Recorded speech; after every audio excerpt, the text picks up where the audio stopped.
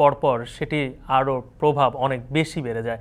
মশার কারণে অতিষ্ঠ রাজধানীর জনজীবন। এ নিয়ে আরও জানাতে রাজধানীর মুগদা থেকে বিস্তারিত জানাচ্ছেন সহকর্মী হাসিব বিল্লাহ। হাসিব, জানতে চাই যে দক্ষিণের মেয়রের কিন্তু দাবি দক্ষিণ সিটি কর্পোরেশনে মশা নিয়ন্ত্রণ রয়েছে, কিন্তু আপনার স্বচক্ষে আসলে কি দেখতে পাচ্ছেন সেখানে?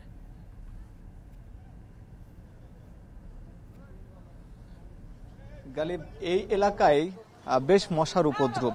এটা এখানকার যারা বাসিন্দা তারাই বলছেন। আমি যেখানে আছি মুগদা এলাকায়, এখানে যে মান্ডা একটি খাল, এই খালের উপরের যে একটি কালভার্ট সেটির উপরে দাঁড়িয়ে আছে এবং এই কালভার্টের বা এই যে খাল, এই খালের দুই পাশে অসংখ্য বাড়িঘর।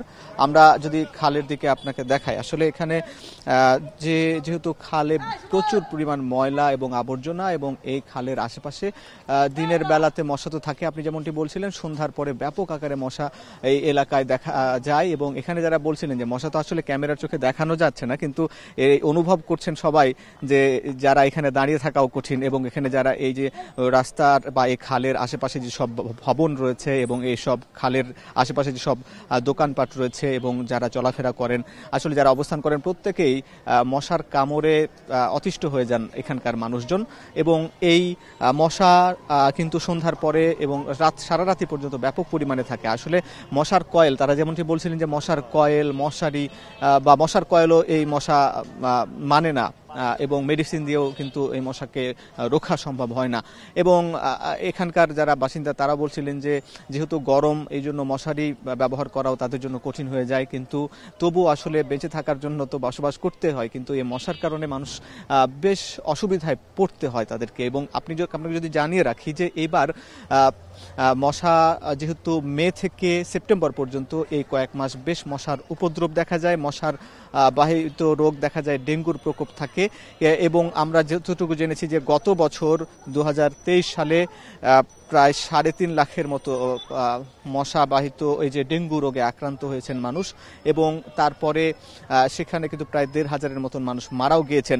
কিন্তু এইবার আমরা যতটুকু জানতে পেরেছি, এই বছর কিন্তু গত বছরের চাইতেও বেশি পরিমাণ মশা আমরা বা ডেঙ্গু আক্রান্ত হতে পারেন এবং মারা যেতে পারেন এমনটি আশঙ্কা করছেন বিশেষজ্ঞরা। কারণ গত বছর যেখানে প্রথম 3 মাস জানুয়ারি, ফেব্রুয়ারি, মার্চ, এই 3 মাসে যেখানে 8 শতাধিক মানুষ ডেঙ্গু সংক্রমিত হয়েছিলেন, কিন্তু এই বছর প্রথম 3 মাস 1800 রোগী সংক্রমিত হয়েছেন এই মশার এই ডেঙ্গুর।